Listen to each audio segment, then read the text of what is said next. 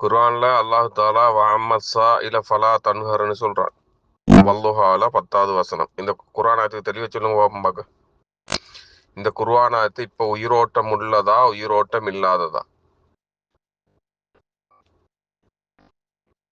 இப்ப நபி ஸல்லல்லாஹு அலைஹி வஸல்லம் அவங்களோட தர்பார் இருக்கு மதீனால. அங்க வைத்து நபி ஸல்லல்லாஹு அலைஹி வஸல்லம் அவங்கள்ட்ட கேட்டா கிடைக்குமா கிடைக்காதா? ஒன்று கிடைக்காதுன்னு சொன்னா நீங்க குர்ஆனுக்கு மறுப்பு கருத்து சொல்லணும்.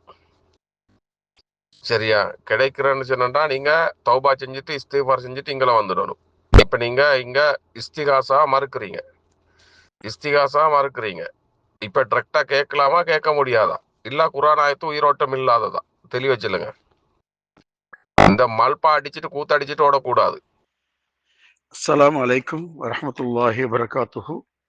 அஹி சமூன், நீங்க இந்த அளவுக்கு மார்க்கத்துல ஒரு பின்னடைவோடு இருக்கிறன்றதை பார்க்கும்போது எனக்கு ஆச்சரியம் வைக்குது.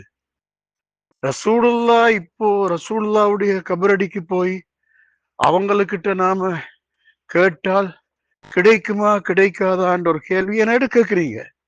அதுக்கு ஃபம்மஸ் சாயில ஃபலாத்தன்னர் குரானாயத்தையும் சொல்றீங்க.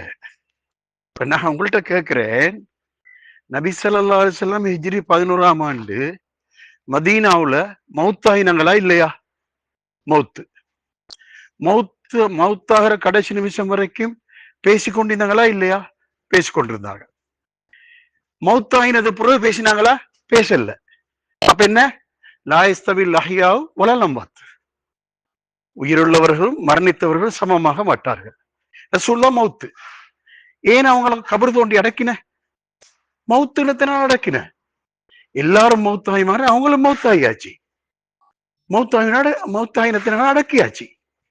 இப்ப அடக்கினத்துக்கு பிறகு ரசூலுல்லாஹ்கிட்ட போய் நம்மட தேவைய அந்த கபரடியில போய் கேட்கிறேன்னு சொன்னா, இது சாயில பலாத்தன ஆயத்துக்கு இதுக்கு என்ன சம்பந்தம்? ரசூலுல்லாஹ் நாம கேட்டா தருவாங்கிறதுக்கு என்ன சம்பந்தம்? 100 ரியால் கேட்டா தருவாங்களா? 1000 ரியால் கேட்டா தருவாங்களா? இப்ப இருக்கிற சவுதி ஆட்சி பொருத்தம் இல்லை. இந்த இந்த இந்த இந்த மலிக்க மாத்துங்க, இந்த கிங்க மாத்துங்க, மாத்திடுவாங்களா? என்ன கிறுக்குத்தனமா பேசுறீங்க? அட கொஞ்சம் விவரம் வேணுமா மனுஷனுக்கு? இந்த ஆயத்துக்கும் ரசூலுல்லாஹ்வோட கபரடை போய் கேட்கறதுக்கும் என்ன சம்பந்தம்? லா ஹவ்ல வலா குவத்த இல்லா பில்லாஹ். ஸ்ரீலங்காவில் இப்படி ஒரு ஆலிம் இருப்பாரு நான் இந்த கனவுல நினைக்கல. அல்லாஹ், இதுக்கு போய் இஸ்திகாசாவா? ரசூலுல்லாஹ் மௌத்தாயின பிறகு அடக்கியாச்சு. அடக்கி 1400 வருஷம் பிந்தியாச்சு. இப்ப ரசூலுல்லாஹ் போய் கேட்டா தருவாங்களாம். என்ன சம்பந்தம் இல்லாத ஒரு பேச்சு இது?